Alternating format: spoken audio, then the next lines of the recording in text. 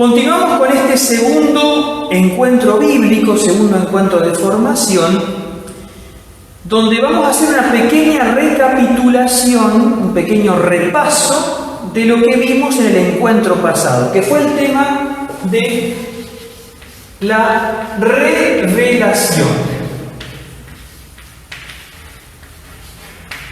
Ustedes no se preocupen que este encuentro bíblico se parece a una suerte de rompecabezas. ¿Qué quiero decir con una suerte de rompecabezas? Que uno va ensamblando las piezas y a veces, por ejemplo, cuando hablamos de la revelación, ustedes hay cosas que no van a entender del todo. Bueno, es que están faltando otras piezas. Yo sé que cuando escribo en el pizarrón de este lado acá, ustedes me ven desaparecer a mí. Bueno, teníamos que hacer opciones. Para que el pizarrón se vea más grande, tengo que plantarme acá, en este lugar. Entonces, la revelación, decíamos, es Dios que se da a conocer. Eso es, ¿qué cosa es la revelación? Dios que se da a conocer. Si me dan un segundito, voy a correr un poquito la cama.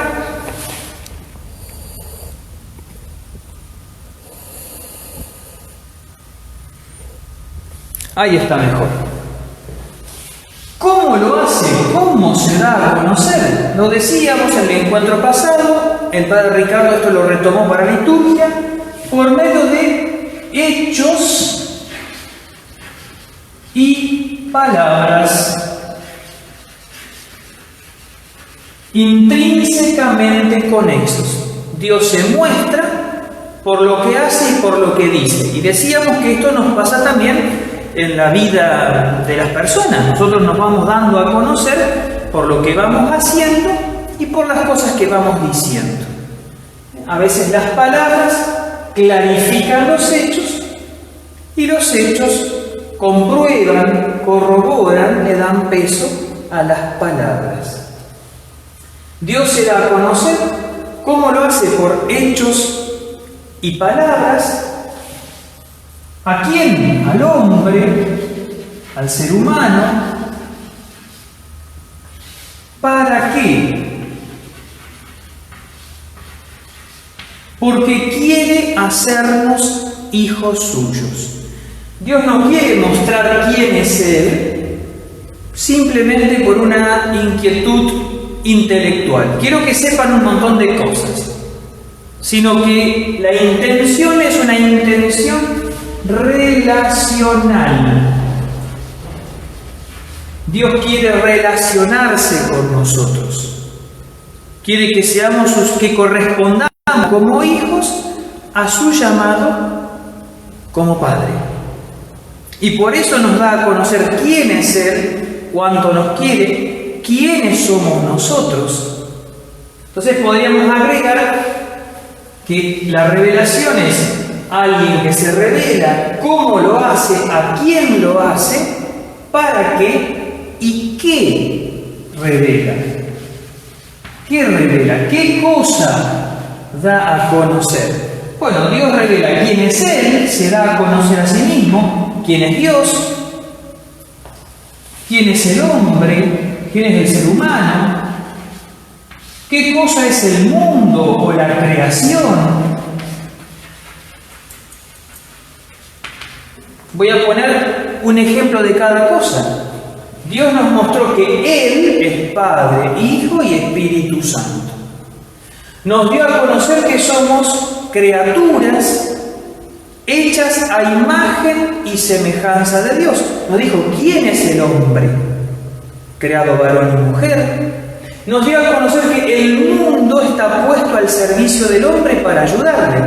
Esto es cosas que nos dio a conocer. Bueno, hasta aquí, más o menos en síntesis, lo que vimos el encuentro pasado.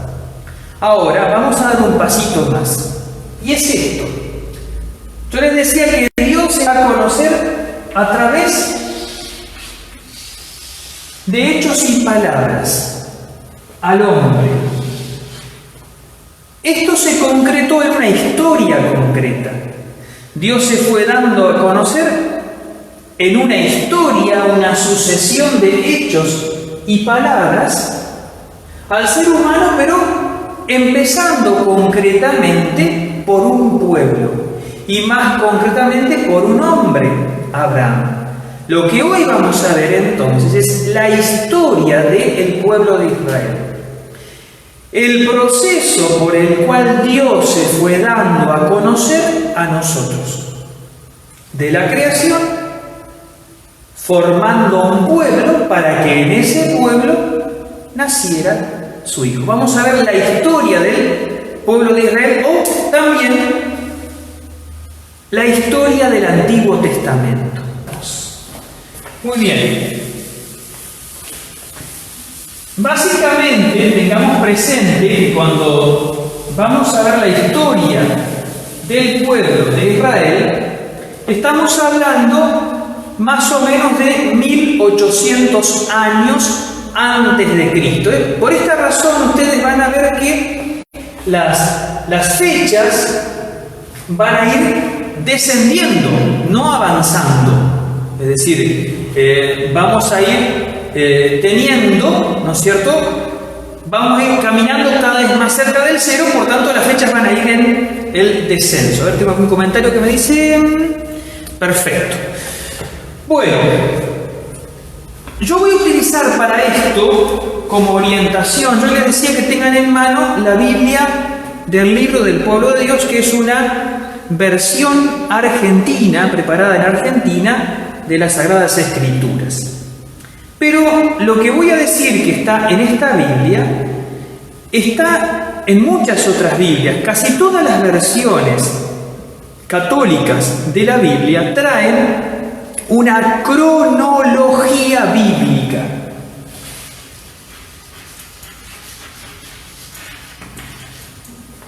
En el caso del Libro del Pueblo de Dios se encuentra al comienzo de ella. Apenas comenzamos, encontramos contenido, el orden del libro de la Biblia, una introducción a la Biblia, el libro de la Antigua Alianza, donde comienza el Antiguo Testamento, los libros del Antiguo, y entonces aparece esto que les voy a mostrar en pantalla para que ustedes puedan identificarlo en su Biblia, que dice así, ¿no? Cronología bíblica del Antiguo Testamento. Una larga línea hacia abajo de fechas. En mi mano derecha está acá, y al lado los distintos hechos de la historia del pueblo de Israel. Y con letras mayúsculas, voy a ver, espero que el zoom me esté tomando bien, nombres de libros de la Biblia, ¿no? Eso sé que no van a poder leer acá, naturalmente, pero sí van a poder identificarlo en su Biblia a esto.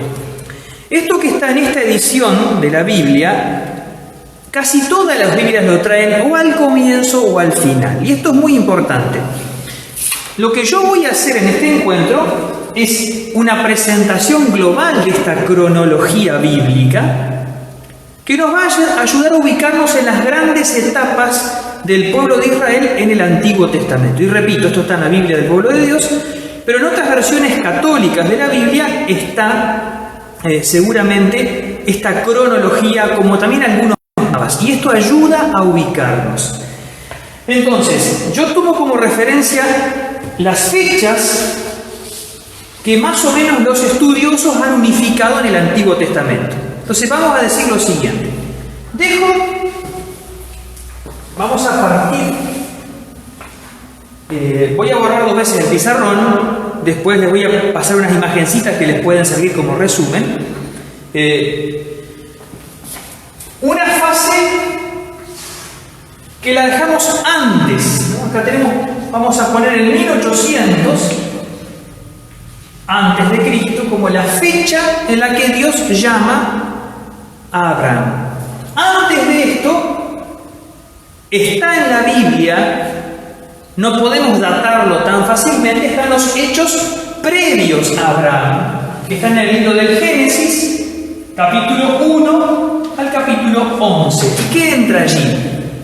La creación, el diluvio universal, el pecado original antes del diluvio universal, Caín que mata a Abel, los hechos previos a Abraham, hechos que tienen que ver con toda la historia de la humanidad, que no podemos datarlos tan precisamente, pero la Escritura refiere a realidades que son humanas como la creación, el pecado y el llamado de Dios a toda la humanidad. Cuando Dios crea al ser humano, quiere que todo el hombre sea hijo suyo, no solamente el pueblo de Israel. Pero tenemos la creación, la desobediencia del hombre, la promesa del Salvador. Acá eso podríamos ubicar acá al comienzo. Creación, el pecado del hombre y la promesa del Salvador. Yo les pido disculpas si aparezco cortado cuando escribo acá, pero tuvimos que optar para que el pizarrón sea más grande, recortar el petizo. Esta promesa, para que esa promesa se cumpla, Dios elige a un hombre que es Abraham. Entonces tenemos una primera etapa, que es la etapa de los patriarcas. ¿Dónde están? Abraham, Isaac y Jacob. Muchas veces escuchamos en la Biblia el Dios de Abraham, el Dios de Isaac y el Dios de Jacob.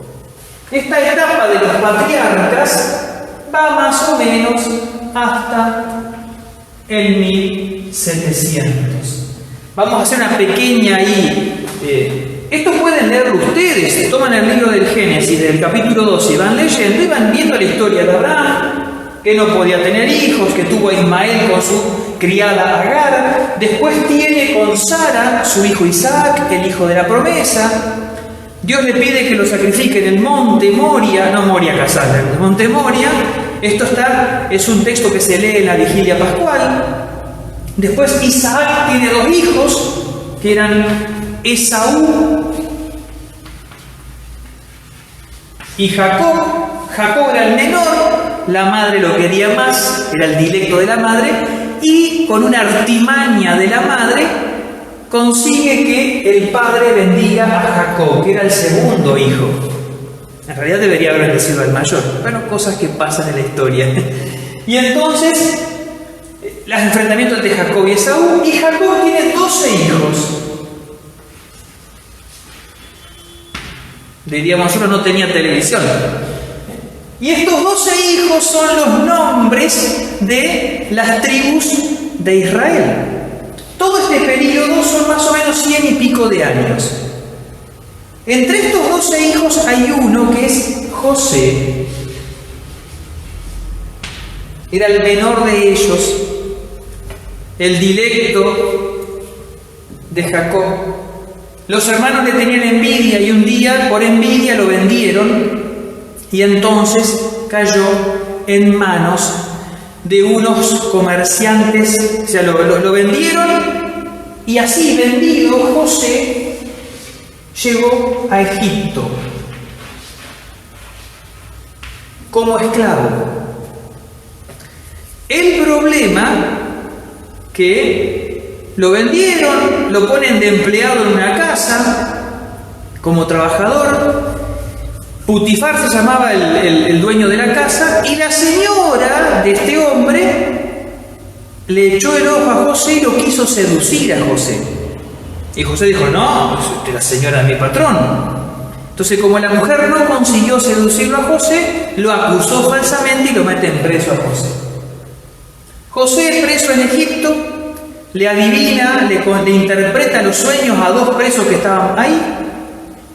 Y pasado un tiempo, el faraón tiene un sueño que ve que salen 7 vacas gordas y después 7 vacas flacas que se la comen. Ahí viene esto de un año de vacas flacas, nace de ahí. 7 espigas robustas llegan al grano de trigo y luego 7 espigas frágiles que se las comen. Un sueño que él no podía entender. Y le dijeron, che, hay un tal José que está allá en la cárcel que te canta la justa con los sueños. Lo llaman y entonces José le dice, son 7 años de prosperidad y luego habrá 7 años de sequía.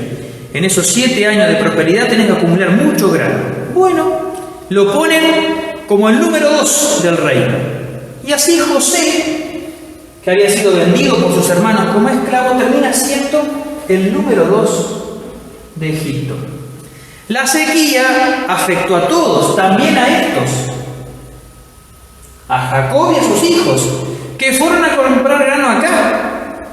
Y cuando van a comprar grano se lo encuentran a José, pero no sabían que era José. Y José, en vez de tomar revancha, los recibe y le dice: vénganse conmigo, acá hay lugar para todos. Los perdona. Y así llegan a Egipto José, sus hermanos y Jacob. Y así llega el pueblo de Israel a Egipto. Ahí termina el libro del Génesis.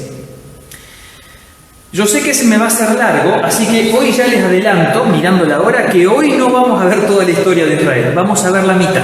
No importa. Vale la pena. Perfecto. 1700. Ahora saltamos 400 o 500 años. Y dice el libro del Éxodo, el siguiente libro, que hubo un faraón que no conoció a José. Después de este faraón que estaba en Egipto, que había puesto a José como número 2, vino un faraón y vino otro y otro y otro, y como a veces pasa, la gente se olvida de los favores recibidos. Hubo un faraón que se olvidó, que no conoció a José y que sometió a los israelitas a dura servidumbre. Estamos ya por el 1200, más o menos antes de Cristo. Y entonces llegamos al momento en que los judíos, los israelitas, son esclavizados, sometidos a dura servidumbre en Egipto, les hacen construir ciudades, el faraón manda a matar los niños varones recién nacidos para que el pueblo no se vuelva poderoso con las armas, porque los que tomaban las armas eran los varones. Moisés se salva, esa historia ya la conocemos. La mamá lo pone con una canastita de mimbre en el río Nilo. De ahí llamamos Moisés a la canasta de los bebés. La hija del faraón se va a bañar y lo encuentra, entonces lo cría como hijo propio. Y Moisés se cría otra vez cerca del poder, parecido a lo de José con el faraón de Egipto, Moisés. Pero Moisés nunca olvidó que era hijo del pueblo de Israel. Y entonces en un momento determinado ve que están lastimando a un israelita, lo están azotando y él reacciona, mata al egipcio, lo entierra en la arena, pero se da cuenta que la cosa va a correr y él tiene que huir. Huye de Egipto, Moisés. Y estando en el desierto, cuidando las ovejas de su suegro Jetro, ve una zarza ardiendo y es Dios que le dice: vuelve a Egipto y libera a mi pueblo. Y comienza lo que llamaríamos como una segunda etapa. Teníamos la de los patriarcas, tenemos entonces la etapa de la esclavitud en Egipto y el éxodo, que se da más o menos por el 1200 antes de Cristo. Los hechos son conocidos por nosotros, lo hemos leído en la Biblia, en la vigilia pascual. El pueblo de Israel sale milagrosamente de Egipto cruzando el Mar Rojo y comienza el camino por el éxodo por el desierto. Ahora, fíjense, y esto me parece importante para ir comprendiendo la historia, que de una persona, que es Abraham, luego se forma un clan de familias, las 12 familias, las 12 tribus, hasta conformar un pueblo.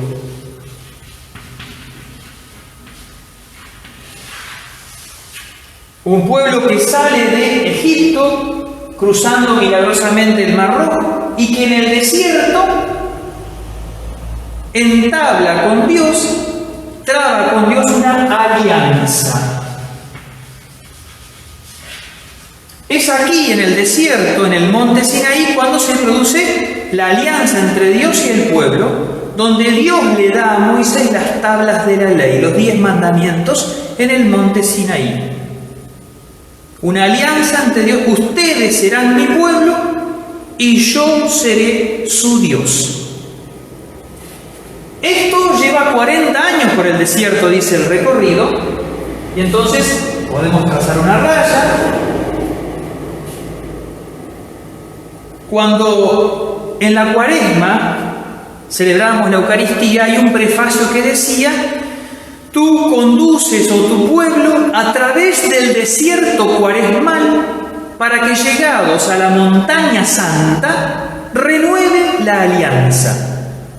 ¿Vieron? La Cuaresma eran 40 días preparando el corazón para renovar las 9 promesas bautismales. Esos 40 días de Cuaresma hacen referencia a los 40 años en el desierto. La renovación de las promesas bautismales que nosotros hacemos en la noche de Pascua tiene que ver con esa alianza que hace el pueblo. Por eso es importante conocer la historia del pueblo de Israel, porque si no, no entendemos qué carajo hacemos en la liturgia. Perdonen la palabra, carajo no es mala palabra, es la parte superior del mástil de un barco. Por eso muchas veces, por desconocimiento de la historia del pueblo judío, del pueblo de Israel, de que es nuestra historia, no entendemos por qué hacemos lo que hacemos. Lo que hacemos en la liturgia, lo que celebramos en la iglesia, tiene sentido cuando empezamos a conocer la historia. Cuando se dice sangre de la alianza nueva y eterna, es porque esta alianza, en esa alianza, Moisés roció con sangre de un cordero al pueblo, signo de la alianza. Bueno, el nuevo cordero, que es Cristo, traba una alianza que no se rompe nunca más. Disculpe que me ponga así un poco vehemente. Y tengo que tomar un mate, porque si no, ¿qué va a hacer? Tengo que mirar el reloj, porque si no me copo un poco. Bueno, el pueblo camina por el desierto y entonces llega a la tierra prometida, así conocida. Pero se encuentran que en la tierra prometida no era un terreno baldío, ¿sí? No es que llegaron y había un gran territorio, todo disponible, con un cartel que decía "Welcome", bienvenidos a la tierra prometida. No, había gente viviendo ahí, que era, no me sale el nombre, ya me va a salir. Eran pueblos que vivían ahí. Y cuando vieron llegar al pueblo de Israel, cruzando el Mar Rojo, no es que dijeron: "Oh, llega el pueblo de Dios, bienvenidos, adelante, tomad la tierra que vuestro Dios os ha prometido". No, eran ocupas, ¿sí? Eran intrusos. Y entonces, como eran ocupas y eran intrusos, llamaron trifulcas, combates, peleas. Ese es el período que conocemos como período de los jueces. Un periodo que va más o menos hasta, ya les digo, el 1040 antes de Cristo. ¿Sí? Son más o menos unos 100 y picos de años, ¿no?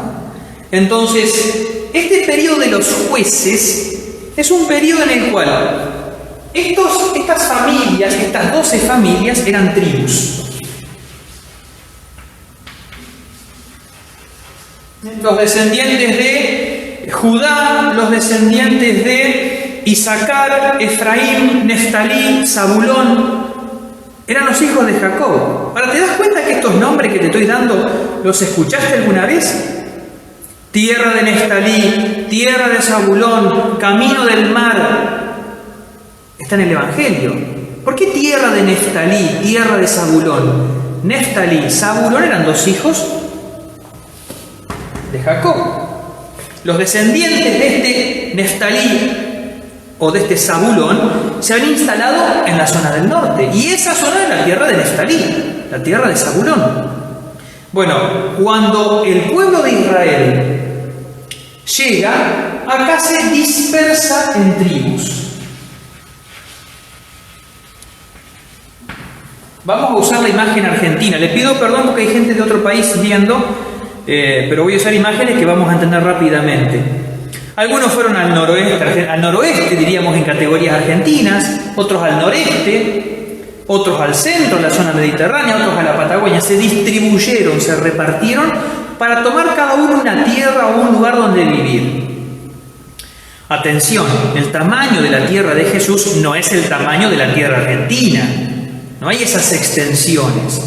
Es pequeñísima la geografía, el territorio de la tierra de Israel. Son muy cortas las distancias. En 100 kilómetros está todo de norte a sur y en 40, 50, 60 lo sumo de este a oeste. Es muy pequeña la distribución. Y entonces, ¿qué pasó? Se encontraron estas tribus dispersas que al intentar instalarse los sacaban como rata por los tirantes, los vencían. Y entonces, en ese contexto de lucha, aparecieron los jueces, analogables, comparables a los caudillos que conocimos en la historia argentina. Vieron que después de la independencia de 1810, fue el primer gobierno patrio, los triunviratos, la independencia argentina en 1816, el gobierno de Rivadavia, pero después hasta que nos unificamos en 1853 bajo una constitución y como una confederación, en ese interregnio que fue de 1820 a 1853, hubo caudillos. Voy a nombrar algunos: Estanislao López, José Gervasio Artigas, de nuestra hermana tierra uruguaya, Pancho Ramírez, Urquiza era una suerte de caudillo, eran líderes regionales. Eso eran los jueces. Y voy a nombrarte alguno de esos líderes regionales: Otoniel, Ahod, Samgar. Esto no te suena por ahora. Débora, ese suena. Gedeón, ese también suena. Abimelech puede que te suene. Tolá no es tan sonante. Jair, Jefté, este un poquito más conocido. Ilsán, Elón, Abdón, y este que viene sí es conocido, Sansón. Sansón perdía la fuerza cuando le cortaban el pelo. ¿Te acordás de esto? ¿Sí? A mí me cortó el pelo el padre de Ricardo y dijo: si no tengo más fuerza, parezco Sansón. Bueno, estos eran líderes locales. Pero ¿cuál era el gran problema? Tribus dispersas, caudillos locales, un pueblo que no estaba unido, que no estaba bien organizado. Y en ese contexto de distintos jueces, caudillos, periodo que fue más o menos del 1200 al 1040, comienza a surgir la figura de un profeta, el profeta Samuel. Samuel no es el jugador de Boca que le hizo un gol en América y nos metió en la final de la Copa Libertadores. Soy hincha de Boca por las dudas. El profeta Samuel. Aclaro de entrada, por ahora ya para que vayamos teniendo presente, que esta época de los patriarcas la encontramos en el libro del Génesis.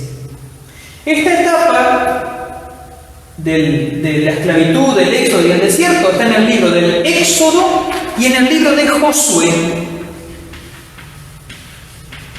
Esto se me pasó a decirlo. Moisés, ¿dónde tengo Moisés? Moisés sacó a Israel del pueblo de la esclavitud, lo llevó por el desierto, pero no entró Moisés en la tierra prometida, entró Josué. Esto está en el libro de Josué. Esta etapa está en el libro de los jueces, es un libro de la Biblia.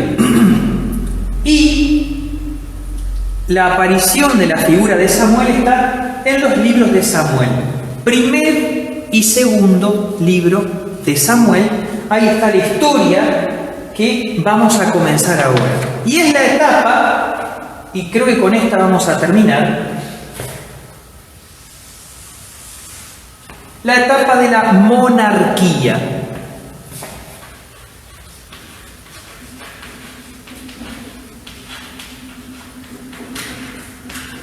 Se me acabó el pizarrón.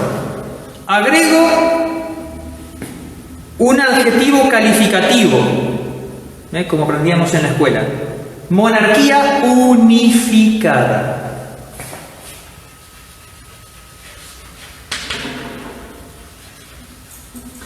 La monarquía unificada, este periodo, lo voy a buscar para no meter la pata y que después no me estén tirando la oreja con que dije cualquier verdura, como decimos acá en Argentina.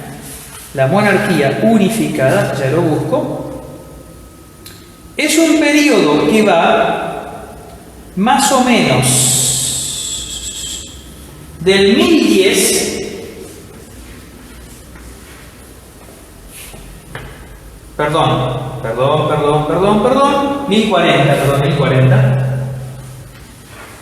1040 hasta el 933.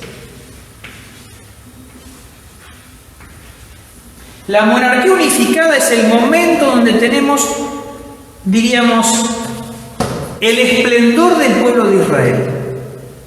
Saúl, en primer lugar, David, en segundo lugar, y Salomón.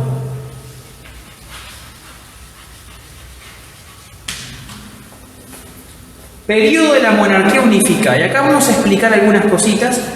Tengo un tiempito más. Hasta ese momento, el pueblo de Israel tenía claro, hasta la época de Samuel, 1040, 1050 a.C., que nuestro Dios es nuestro rey. Dios es el que nos sacó de Egipto. Fue el que condujo nuestras tropas para cruzar el Mar Rojo y atravesar el inmenso desierto. Y en esto el pueblo de Israel sentía que se diferenciaba de los otros pueblos. Cuando las tribus le dicen a Samuel, danos un rey, Samuel, que era profeta de Dios, le dice, muchacho, nosotros no somos así. Miren que un rey. Y entonces le empieza a enumerar el derecho del rey. Si tenemos un rey vamos a tener un problema. Les va a cobrar impuesto, les va a tomar los hijos varones para los ejércitos, les va a tomar parte de las cosechas y el ganado, les va a tomar las hijas para que estén al servicio de él. Piénsenlo. Igual insistieron y Dios le dijo a Samuel, bueno, ¿qué va a hacer? Aceptar. No queda otra, ¿no? Y entonces Samuel unge a Saúl como primer rey de Israel. El tema es que Saúl en algunas cosas no hizo lo que... Esto que les estoy contando está en el primer y segundo libro de Samuel. Saúl no hizo en todo lo que Dios quería, no hizo lo que es grato a los ojos de Dios, dice la Escritura, y entonces empezó a aparecer la figura de David. Y acá tenemos la historia de cómo David llega a ser rey. Hay dos tradiciones, una es que fue ungido, es decir, Samuel fue a la casa del papá de David, le pregunta por los hijos, y es un pasaje muy lindo porque dice, no nos sentaremos a comer hasta que unja el que vine a ungir. Entonces viene el más grande y Samuel dice, seguramente Dios tiene ante sus ojos al que va a ungir, ¿no? Porque era alto, grande, de buena presencia, fuerte, etc., No. Y este pasa el segundo, no, tampoco. Entonces no era ninguno. Y Samuel le dice al papá de David, que no me sale el nombre, lo tengo en la punta de la lengua, le dice, ¿falta alguno? Sí, está el más chiquito, David. Bueno, entonces viene David, era más chiquito, y era él, lo unge, ¿no? Está claro que para la historia sagrada la gente de baja estatura siempre es preferida de Dios, ¿no es cierto? Como es el caso del mío. Nada, es una broma. Y entonces Samuel lo unge a David. Pasado el tiempo hay un enfrentamiento entre el pueblo, entre el ejército de Saúl y los filisteos. Y entonces en ese enfrentamiento con los filisteos había un gigante que era Goliat. Esto seguro que te suena, ¿no es cierto? Y este Goliat los desafiaba a todos. Es que venga uno a pelear conmigo y ya está. Basta de enfrentamiento entre ejércitos, ¿no? Y el que gane, ganó. Y nadie se animaba. Entonces David, que fue a llevarle la vianda, parece, a los hermanos, escuchó esto y le dijo: yo voy a ir. Y dijeron: no, pero él es un hombre de guerra y vos sos chiquito. No, yo voy a ir. Le quisieron poner la armadura de Saúl, le quedaba muy grande. Y no, él fue solamente con una onda, no es con la gomera, con una onda con 5 piedras lisas, y lo mata a Goliat, lo vence. Y claro, todo aplaudiéndolo, ¿viste? Era como Maradona del Mundial del 86, más o menos. Acá me sueltan que es Jesé, el papá de David. Se me estaba escapando, muchas gracias, Alicia. Y David vuelve victorioso, ¿no? Habían vencido a los filisteos. Y entonces cuando entraban en la ciudad, parece que lo esperaban en caravana, ¿no? Y la gente cantaba: Saúl ha matado a miles y David a decenas de miles. Y a Saúl le entró la envidia y empezó a perseguirlo. Lo persigue. David tiene que escapar de la corte de Saúl. Pasó de ser un soldado importante a ser perseguido, porque era la oposición, básicamente. A ver, la historia del pueblo de Israel tiene las mismas avatares de la vida política y de gobierno que otros pueblos. Entonces, esta persecución, porque este es un enemigo, porque es el de la oposición, porque puede sacarme el poder, etcétera. Hay un par de momentos muy simpáticos donde David tiene la chance de matarlo y no lo mata porque es el ungido del Señor. En un momento, claro, no había baño en aquella época. Saúl entra a una cueva a hacer sus necesidades y en la cueva estaba escondido David. Y bueno, tuvo la chance de matarlo ahí nomás. No lo hizo, le cortó un pedazo del manto, de la capa. Cuando salió afuera y estaba lejos, le dijo: hola, acá estoy yo. Mirá, acá tengo un pedazo de tu capa, te podría haber matado, pero no te maté, no tengo nada contra vos. Y así, idas y vueltas, hasta que finalmente Saúl muere en una batalla y David se convierte automáticamente en el rey. En el rey de las tribus que estaban en la zona sur. Las tribus del norte le piden que sea su rey y entonces se unifica, reino unificado bajo el rey David. Es el momento de mayor esplendor de la historia del pueblo de Israel, el reino de David. Por eso, en la memoria del pueblo judío estaba esto del reino de David. Y por eso en la última cena los apóstoles le preguntan: Señor, ¿es ahora cuando vas a restaurar el reino de David? Porque siempre estaban esperando y pensaban que Jesús era un Mesías político, incluso sus apóstoles. Era el recuerdo de aquel rey, ¿no? David era aquel rey que unificó a Israel, aquel rey que le dio su esplendor, aquel rey que mandó construir el templo, aquel rey que dio culto a Dios, que trajo el arca. Era el modelo. Por eso el Mesías iba a ser descendiente de David. Cuando el ángel le dice a María: se sentará en el trono de David su padre, reinará sobre la casa de Jacob para siempre y su reino no tendrá fin. Esas expresiones del anuncio del ángel a María no se entienden sin todo esto. ¿Se dan cuenta por qué tenemos que conocer la historia del pueblo de Israel? Y en más de una ocasión, a veces en la catequesis decimos: no hace falta el Antiguo Testamento. Pero ¿cómo que no va a hacer falta? Es como no saber historia argentina, no entendemos qué miércoles somos. Entonces, David fue muy importante para la historia del pueblo de Israel, y es el ungido. La palabra ungido, esto es muy importante y casi termino, no termino todavía. La palabra ungido, que no la puse, en hebreo es Mashiach.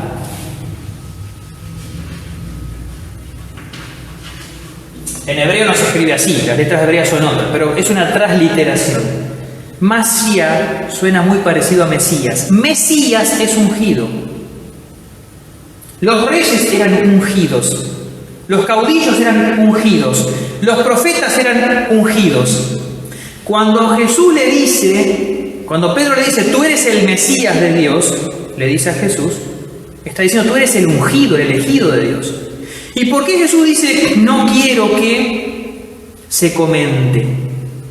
Porque iban a pensar que él era un Mesías político, de tipo rey. Por eso, ¿se dan cuenta por qué hace falta conocer la historia del pueblo de Israel? Porque si no, no entendemos nada del Nuevo Testamento. Y lo repito otra vez porque a veces me lo han dicho, no, pero en la catequesis no hay que contar nada del Antiguo Testamento. Pero hombre, si no, no entendemos nada. David tuvo una historia, le sacó a la mujer Urías elitita, tuvo un hijo, ese hijo murió, pero después con la mujer de Urías lo tiene a Salomón. Y Salomón es el rey del máximo esplendor en el crecimiento político, económico, etc., ¿no? La sabiduría de Salomón se habla, ¿no? De la época de David, o a David se le atribuyen los salmos, algunos salmos se le atribuyen a David. Se podría decir más cosas, pero por hoy es suficiente. Vamos a dejar acá. Yo pensé que iba a poder exponer la historia del pueblo de Israel en un encuentro. No, es demasiado linda y demasiado grande, ¿no? De modo que el próximo encuentro, que es el lunes que viene, vamos a enganchar otra vez con algunas cosas de la monarquía unificada y vamos a avanzar hacia adelante, ¿no? Nos encontramos en este momento por el 1000 antes de Cristo, ¿sí? Si uno quisiera decir, bueno, ¿qué libros tengo que leer para ver un poco esto? Lo he dicho, ¿no? El libro del Génesis, el libro del Éxodo, el libro de Josué, el libro de los Jueces y los libros de Samuel 1 y 2. Así que me leen todos esos libros para el lunes y estamos al día y les tomo examen. Bueno, digo, pero esto me parece que este encuentro sirve para una síntesis y para abrir líneas de lectura. Para que ustedes digan, bueno, yo quiero aprender más de Biblia. ¿Qué libros podría leer? Bueno, esta es una línea de lectura. Génesis, Éxodo, Josué, Jueces, 1 y 2 Samuel. Eso nos ayudaría a formar una cierta línea de la historia del pueblo de Israel. Con esto terminamos por hoy.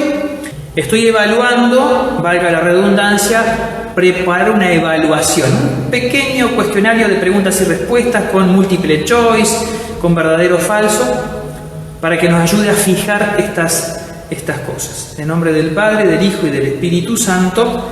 Amén. Dios te salve María, llena eres de gracia, el Señor es contigo, bendita tú eres entre todas las mujeres, y bendito es el fruto de tu vientre Jesús. Santa María, Madre de Dios, ruega por nosotros pecadores, ahora y en la hora de nuestra muerte. Amén.